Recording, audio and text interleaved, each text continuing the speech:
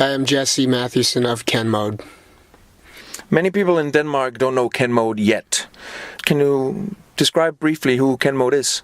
We're a Canadian power trio from Winnipeg, Manitoba, Canada. We've been around for 15 years, 5 full-length records, recording our 6th in November with Steve Albini. We're a noisy, weird rock band. I think that sums it up okay. And you were here in 2012 playing on Train, and now you're here again as part of a large European tour. Yep. How come the tour is now? What's the timing in it? Why is it now? This tour is probably, I guess it's the last one in our cycle for Entrench.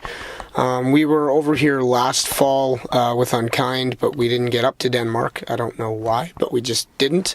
This one we did with Hark, so we've been on tour for most of the last 2 years just supporting this record, and we've been touring full-time since our Venerable record came out in 2011. Hopefully we'll be back a lot more next year. How come you're touring so much?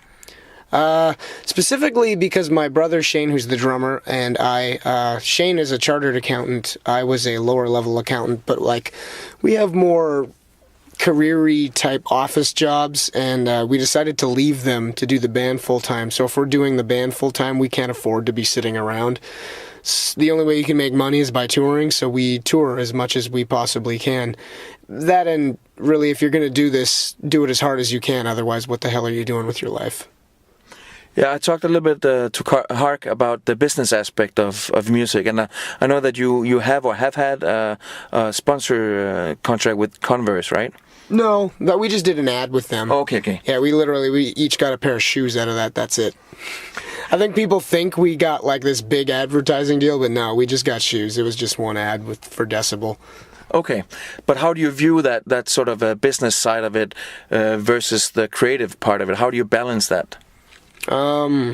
We've been able to balance things pretty well. Shane and myself manage the whole band, every aspect of it, and if the 5 months we had off this summer, we wrote a whole new record, so I think we're handling everything pretty well.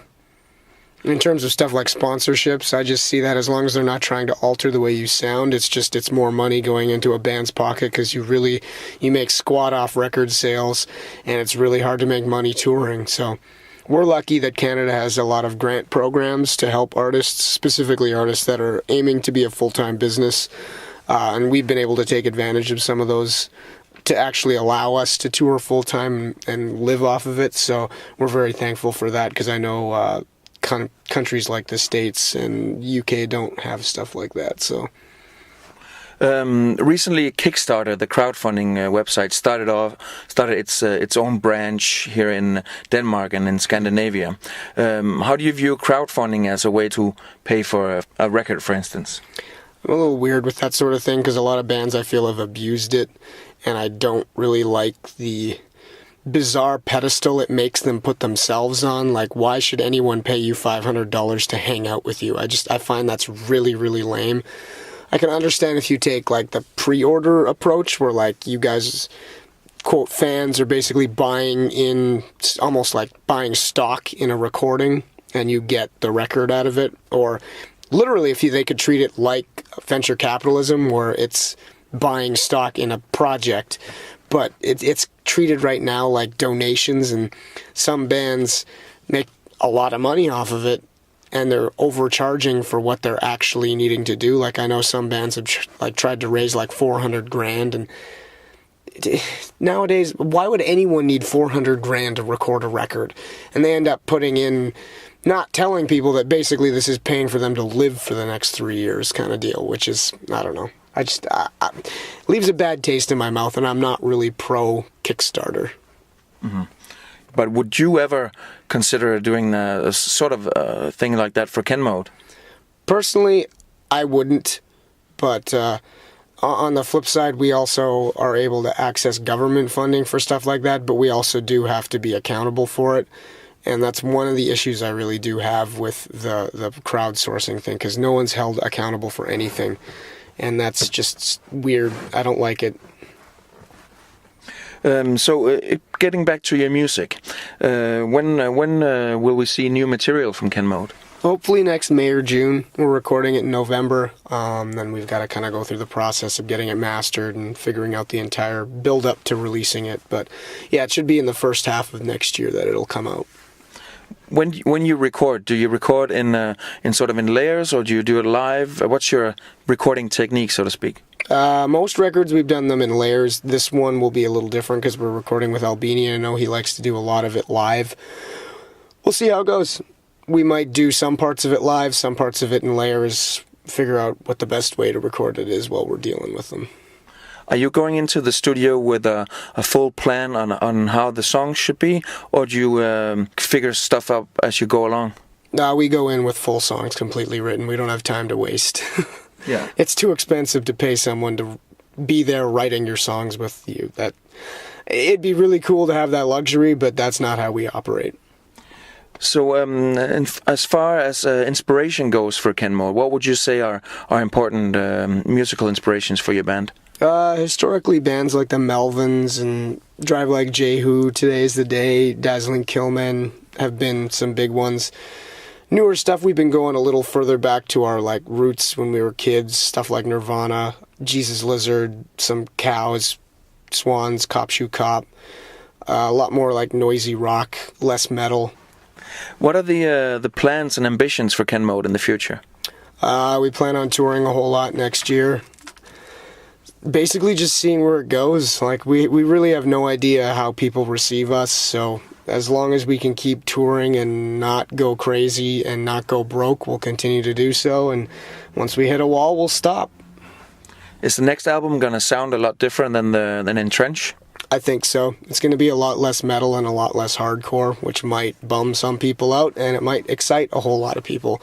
We'll see. It's definitely much more of a rock record, but it's not in a cheesy way, at least in my opinion. But I'm not detached from the music we're creating, clearly. So, speaking of creating music, what's your creative process? How do you write a song?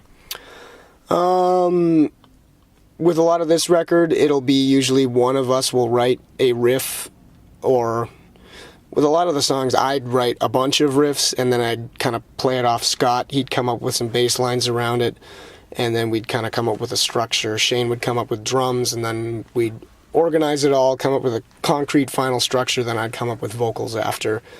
And it kind of repeated itself that way. Although some of the songs, Scott and I literally would just jam and free flow ideas and see what came of it, and then come up with a couple good ideas, know they work together, and then kind of make sure we have one or two more that can fit in to make a song out of it. So you write the music first and then the lyrics? Yeah, very much so.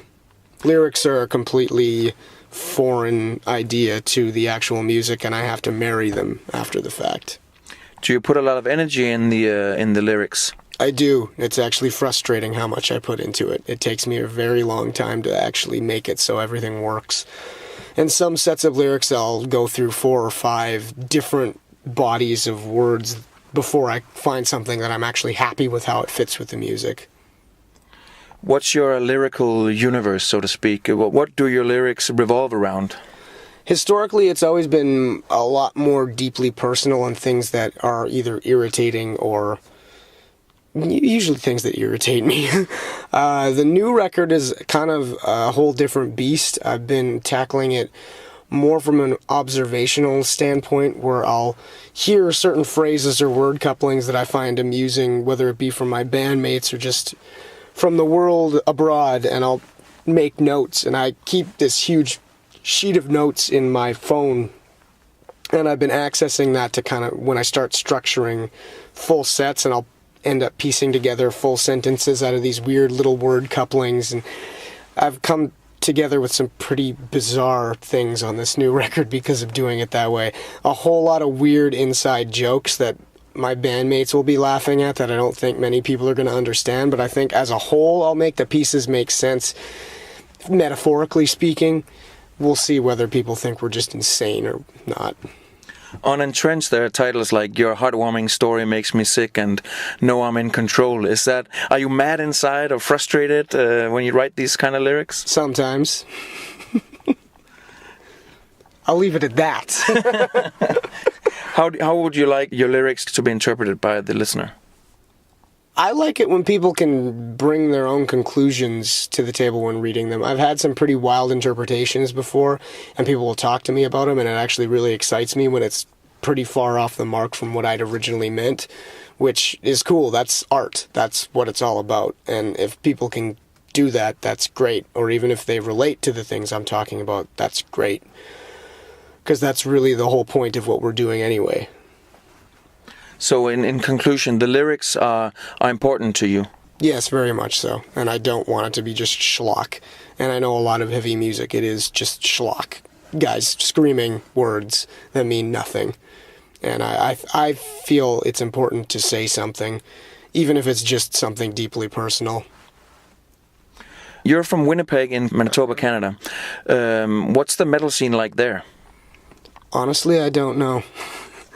We're kind of loosely part of a very strange, noisy, progressive scene there, but the metal scene itself, we've never fit in. We've never particularly fit in with the metal scene anywhere. That's why we've never called ourselves a metal band. Winnipeg is no exception there. We've had historically a pretty good noise rock scene, but even then, when we started up, it mostly died, and we were the only noisy band really left in the city. There seems to be a few newer bands now, like Dead Ranch, that are doing some genuinely noisy and interesting stuff. Same with bands like Pop Crimes and Tunic. Just some strange stuff starting with people more in the like early 20s to mid-20s age range. Meanwhile, we're now in the 30s to nearing mid-30s age range.